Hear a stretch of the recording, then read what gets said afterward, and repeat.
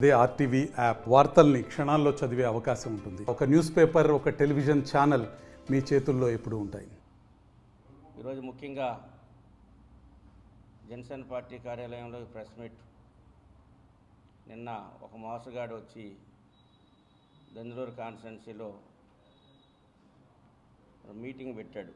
మన రాష్ట్ర ప్రభుత్వ అధినేత 57 నెలలుగా ఈ రాష్ట్ర ప్రజలను వంచి దోపిడీలు చేస్తూ, లూటీలు చేస్తూ, యుద్ధాంశాలు సృష్టిస్తూ, అభివృద్ధి అనేది దూరంగా పెట్టి ఇసుక mafia, mining mafia, liquor mafia, అన్ని వర్గాల ప్రజల్ని మోసం చేసి ఓల్ని నవగ్రహాలు అనేటువంటి నవరత్నాలతో బటన్ నొక్కుతూ కొంతమందికి ఇస్తూ కొంతమందికి ఆంక్షలు పెట్టి కత్తిరిస్తూ, మరి అబద్ధాల్లో నేను మాత్రమే గిన్నీస్ బుక్కి ఎక్కగలను అన్నటువంటి ఒక ముఖ్యమంత్రి స్థాయిలో ఉన్నటువంటి 57 నెలలు తాడేపల్లి ప్యారిస్కే పరిమితమైనటువంటి ముఖ్యమంత్రి, నాకే తోడేళ్ళు లేవు, నాకే మీడియా పత్రికలు తోడు లేదు, నాకున్నటువంటి సాక్షి, నాకున్నటువంటి భారతీయ సిమెంటు, నాకున్నటువంటి లక్షల కోట్ల రూపాయలు, నాకున్నటువంటి ఏ రాష్ట్రంలోకి వెళ్ళినా 150-200 గదులతో ఉన్నటువంటి ప్యారిస్లు తప్పించి పచ్చి అబద్ధాలు మాట్లాడుతూ నిన్న ఎన్నికల శంకరాం అనేటువంటి ఒక సిద్ధమనేటువంటి దేనికి ఓడిపోవటానికి సిద్ధమనేటువంటి ఒక నినాదంతో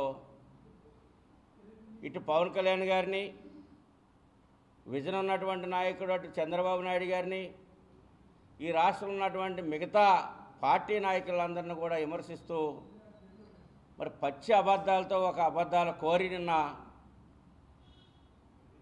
వైఎస్ఆర్ కాంగ్రెస్ పార్టీ ఎన్నికల శంకరామం గారు నిన్న మీటింగ్ పెట్టి పచ్చి అబద్ధాలు మాట్లాడుతూ నిన్న కారు కోతలు కూసినటువంటి ఒక ముఖ్యమంత్రిని, ఇట్లాంటి ముఖ్యమంత్రిని ఎన్నుకున్నామని చెప్పి 5.5 కోట్ల మంది తల వంచుకొని బాధపడేటువంటి తరుణంలో నాకెవరూ లేరు అని అంటే, వాళ్ళు తోడేళ్ళైతే నువ్వు ఓసరవిల్లయి ఈ రాష్ట్రాన్ని అడ్డగోలుగా మింగేసి రాష్ట్రంలో ఉన్నటువంటి సంపదను దోచుకొని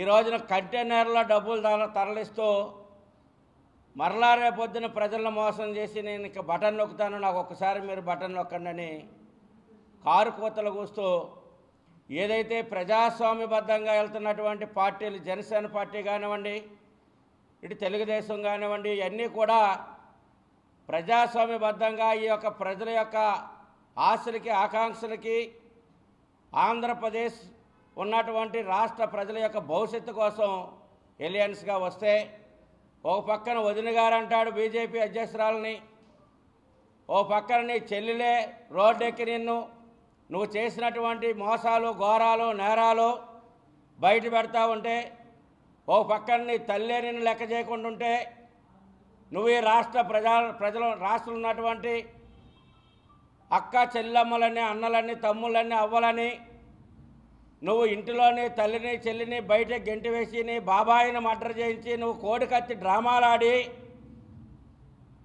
ప్రజలను మోసం చేసి కోడికత్తి డ్రామాలు 5 సంవత్సరాల నుంచి మొగ్గుతున్నటువంటి ఒక దళిత యువకుడు జైల్లో మొగ్గుతూ ఉంటే, నిన్ను గెలిపించడం కోసం నువ్వు ఆడినటువంటి డ్రామాలో పావుగా మారినటువంటి కోడికత్తి శ్రీను ఇవన్నీ రాష్ట్ర ప్రజానీకం చూడలేదా? ఇవాళ నువ్వు దేవుడు దయ, ప్రజల ఆశీస్సులు అంటే సరిపోతుందా? 2019లో ఆ మాటలన్నీ నమ్మి నీకు ఓట్లేస్తే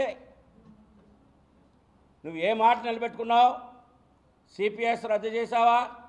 మద్య నిషేధం రద్దు చేసావా? ఈ రాష్ట్రంలో ఉన్నటువంటి ప్రజానీకానికి ఏమైనా హౌసింగ్ లోన్లు ఇచ్చావా?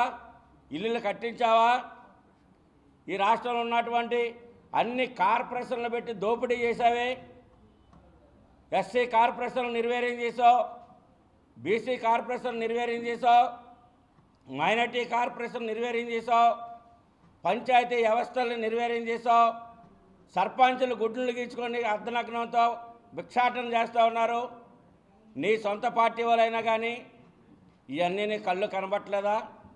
స్కూళ్ళన్నీ మూతపడినాయి. నాడు నేడని కొన్ని స్కూల్ని మూత వేసి కొన్ని స్కూళ్ళు మాత్రమే తెరిచావు. ఈరోజు విద్యారంగాన్ని నాశనం చేసినటువంటి చరిత్ర నీదే, వైద్య రంగాన్ని నాశనం చేసినటువంటి చరిత్ర నీదే. ఏ రంగంలో నువ్వు ఈ రాష్ట్ర ప్రజానీకానికి మేలు చేసావు? ఈ రోజున పవన్ కళ్యాణ్ గారి గురించి మాట్లాడేటువంటి అర్హత నీకు ఎక్కడుంది? ఈ రోజున ఏదైతే రాజ్యాంగం ద్వారా ఎన్నికైనటువంటి నువ్వు రాజ్యాంగానికి తూట్లు పొడుస్తూ న్యాయ వ్యవస్థలు లెక్క చేయవు, చీకటి జీవాలు తీసుకొస్తావు.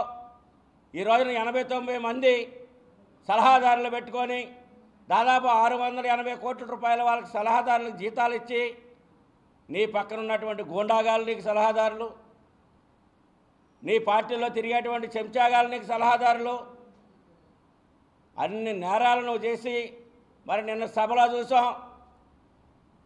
మీరు తీసుకొచ్చినటువంటి జనం ఏంటి? క్వార్టర్ బిర్యానీ కొన్ని ప్రదేశాల్లో 500 రూపాయలు ఇచ్చినప్పుడు కూడా నువ్వు ఎక్కినప్పుడు ఎక్కించిన బస్సులు మళ్ళీ ఖాళీగానే వెళ్ళి వెనక్కి.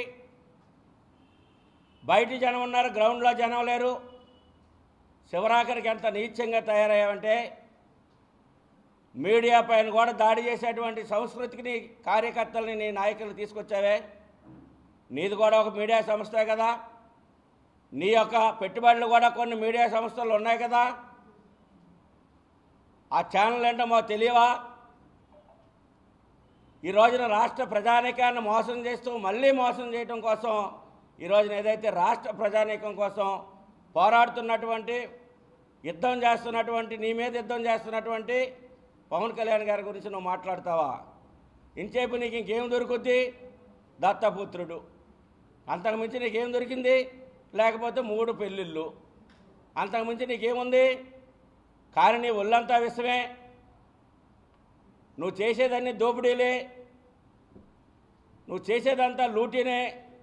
ఈ రాష్ట్రంలో ఉన్నటువంటి సకల సంపదలన్నీ కూడా మింగేశావే. ఓసరవిల్లివై, ఒక మాఫియా లీడర్వై, ఒక బందిపోటు దొంగలాగా ఈ రోజున రాష్ట్రంలో ఉన్నటువంటి సంపదను మింగేసావు. రాష్ట్రంలో ఉన్నటువంటి ప్రజా గొంతుకలు నొక్కుతూ ఉన్నటువంటి నీకు పవన్ కళ్యాణ్ గారికి ఆయన కోసం మాట్లాడేటువంటి అర్హత నీకు ఎక్కడుంది? 175 కాదు, నీకు ఆ పైన ఉన్నటువంటి 15-20 సీట్లు వస్తే గొప్పతనం అనేటువంటిది ఈ రోజున రాష్ట్ర ప్రజానీకం అంతా కూడా ఆలోచన చేస్తూ ఉంది.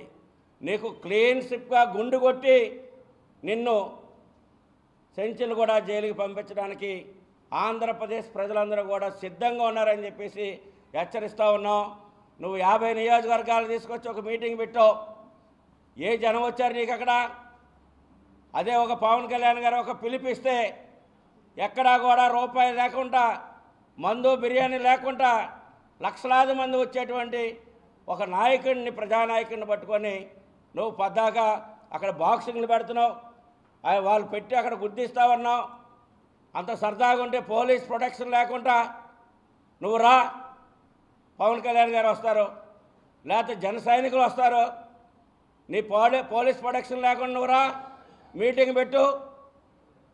నీకు పక్కన డేరాలో తెరలో లేకుండా ఎక్కడైనా సమావేశాలు పెట్టు. నీ సంగతి ఏంటో ప్రజలు చూసుకుంటారు, మా జన సైనికులు చూసుకుంటారు.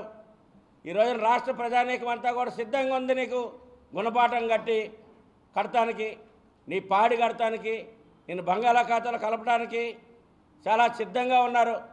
ఇప్పటికైనా బుద్ధి తెచ్చుకొని ఒక రాజకీయ పార్టీ నాయకుల్లాగా, ఒక రాష్ట్ర ప్రజానీకం ఎన్నుకున్నటువంటి ఒక ముఖ్యమంత్రిలాగా, ఒక రాజ్యాంగం మీద ప్రమాణం చేసి ఎన్నికైనటువంటి ఒక శాసనసభ్యుడిలాగా ప్రజాస్వామ్యాన్ని గౌరవిస్తూ రాజ్యాంగ విలువలను కాపాడే విధంగా ఇప్పటికైనా మెసులుకుంటే చివరిలోనైనా నీకు బుద్ధి కనీసం ఆ భగవంతుడైనా, లేకపోతే యేసుప్రభు అయినా, అల్లా అయినా, పరమేశ్వరుడైనా నీకు కనీసం రాత్రి కాలంలో వచ్చి ప్రసాదించాడని చెప్పేసి మార్పు చెందాడేమని చెప్పేసి మళ్ళీ ప్రజలు నీ కోసం ఆలోచించడానికి అవకాశం ఉంటుంది.